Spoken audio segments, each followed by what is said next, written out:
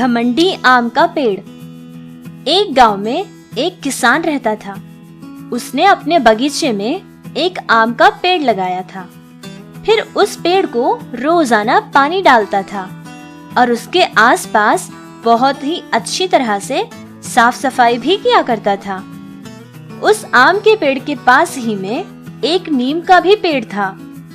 हर दिन वो किसान सिर्फ आम के पेड़ को ही पानी डालता था और उसी का ख्याल रखता था।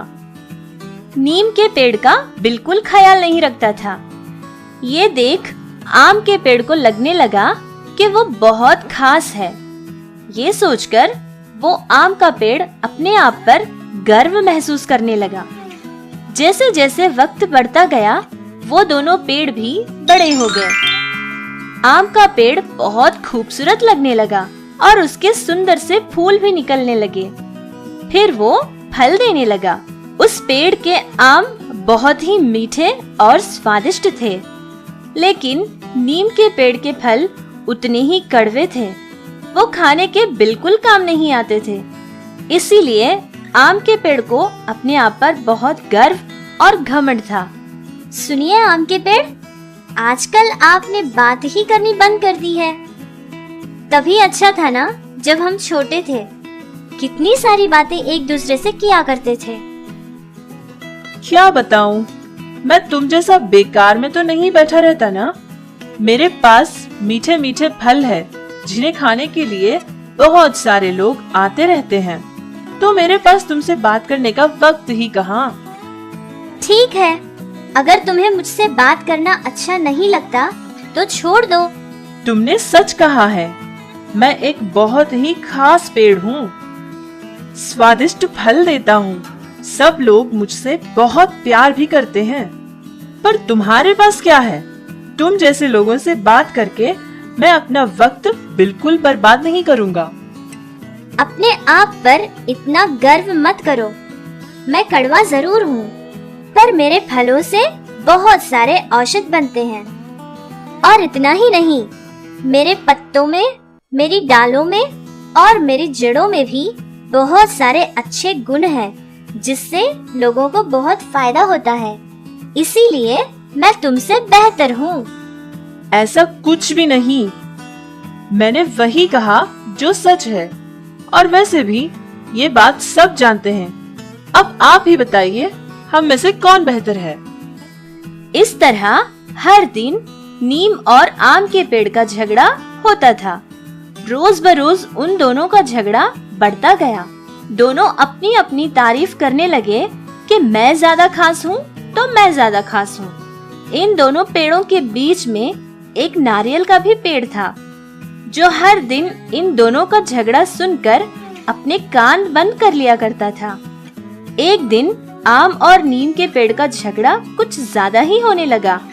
फिर नारियल के पेड़ से बर्दाश्त नहीं हुआ और वो कहने लगा, ओफो, ये क्या झगड़ा करते रहते हो हमेशा? क्या अपना झगड़ा बंद नहीं करोगे? माफ कीजिए नारियल जी, आपको शायद परेशानी हुई होगी, पर देखिए ना, ये आम का पेड़ हमेशा मुझे नीचा दिखाने की कोशिश करता रहता है। ऐसा कुछ भी नहीं। मैंने वही कहा जो सच है, और वैसे भी ये बात सब जानते हैं। अब आप ही बताइए, हम में से कौन बेहतर है? अगर तुम बुरा न मानोगे तो मैं सच बताऊंगा। तुम बहुत मीठे फल जरूर देते हो, इसीलिए सब लोग तुमसे बहुत प्यार करते हैं। नीम के फल बहुत कड़वे जरूर हैं, लेकिन उससे बहुत ही सारे अच्छे अच्छे औषध भी बनते हैं और वो लोगों के बहुत काम भी आते हैं। इसीलिए मुझे ये लगता है कि नीम का पेड़ तुमसे बेहतर है। ऐसा कुछ नहीं है। सिर्फ तुम्हारा फैसला कर लेने से कुछ नहीं होगा। मेरे फलों का कोई जवाब नहीं, और ये बात सबको माननी ही होगी। आम के पेड़ की घमंड भरी बातें सुनकर किसी ने कुछ नहीं कहा और चुपचाप हो गए। कुछ दिन गुजरने के बाद आम के पेड़ के सारे फल और फूल गिरने लगे और उसके जड़ों में कीड़ा लग गया, जिसकी वजह से आम का पेड़ बहुत ही कमजोर हो गया। उसके पेड़ के सारे पत्ते टूटकर गिरने लगे।